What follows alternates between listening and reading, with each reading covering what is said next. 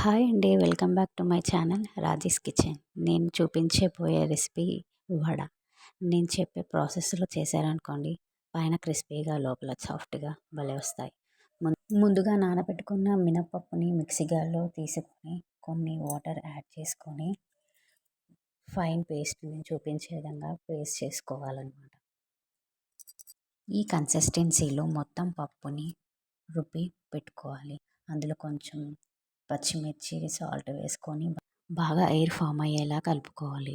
ఇందులో కావాలంటే మీరు కొన్ని ఆనియన్స్ కూడా యాడ్ చేసుకోవచ్చు. ఇప్పుడు కొంచెం వాటర్ అప్లై చేసుకొని నేను చూపించే విధంగా పైకి కిందికి అనుకొని కొంచెం వాటర్లో డిప్ చేసి హోల్ పెట్టేసుకొని మరుగుతున్న వేడి నూనెలో వేసుకొని కాల్చుకోవాలి. అలాగే రిపీట్ చేస్తూ మిగతా పిండిని కూడా వడల్లా చేసి ఆయిల్లో డీప్ ఫ్రై చేసుకోవాలి. గోల్డెన్ బ్రౌన్ వచ్చేలాగా ఫ్రై చేసుకోవాలి.